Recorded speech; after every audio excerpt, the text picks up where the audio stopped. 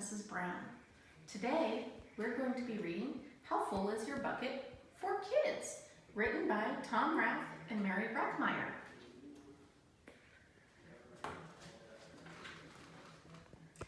Felix was putting one of his last blocks on the tower when his little sister came in. "I want to build with you," she said. Felix scowled. "Go away, you're too little." "I'm big." "Stay back, you'll knock it over." "I can be very careful." "Go play with your baby toys, Anna." Whack!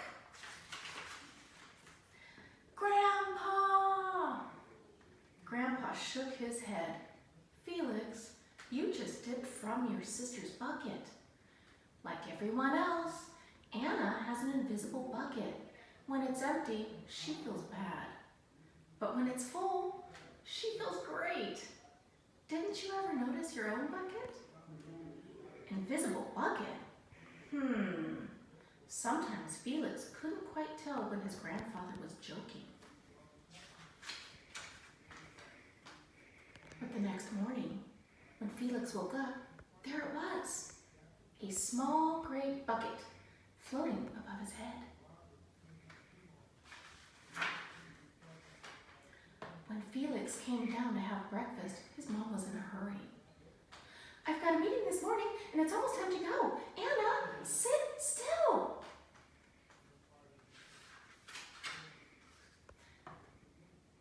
Felix slipped and choco weeds scattered across the floor. "Felix!" yelled his mom. "You should have used the stool to reach that." Felix could feel his bucket tip and big invisible drips spill out. Drip, drip. "Ha ha!" Anna laughed as she crunched the cereal with her shoe. Drip. "Get the broom and clean that up before you miss the bus," scowled Mom. With the school bus honking, Felix quickly swept up the choco weeds and grabbed the last blueberry muffin. But before he could even take one bite, Buster jumped up and grabbed the muffin from his hand. Drip. "Hey, look at Felix's new backpack. My baby brother has one just like it." Drip. "Psst, Felix, psst." Drip. "Watch out, shrimp." Drip. It was still morning, and Felix's bucket felt almost empty. As he watched his classmates walk into the room, he secretly hoped they would trip and fall. That's what it feels like when you have an empty bucket. Felix slumped in his seat and waited for something else bad to happen. Mrs. Bumblenickel walked slowly up to his desk and handed him a paper. He could hardly bear to look. "Felix, you wrote a wonderful story. Would you please share it with the class?" Felix grinned and felt a big drop land right in his bucket. Drop. "The Giganosaurus who wanted a pet by me, Felix. Drop, plop, plink, drop." The class grew quiet. They laughed at all the right places and oohed at all the scary parts. When Felix finally read the end, everyone clapped. Even Emily, who sat next to him and didn't usually like dinosaurs. Felix felt a whole shower of drops land in his bucket. Maybe the day wouldn't be so bad after all.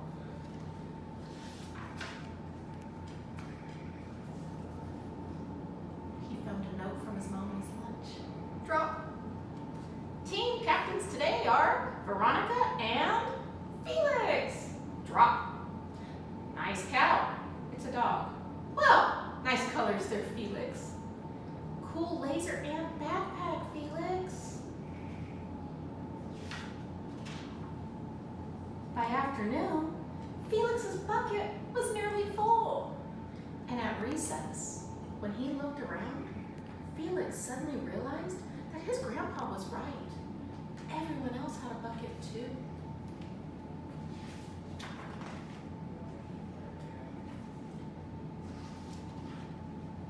If you look at this picture, you'll see some people have buckets that are more empty than others. Here, let me help you.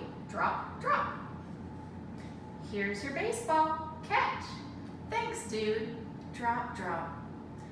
Hi, I'm Felix. First day? Yes, I'm Amir. Drop, drop.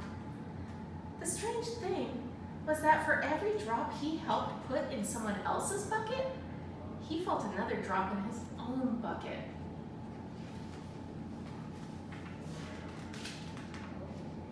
When Felix burst in the door after school, he shouted, "You were right, Grandpa.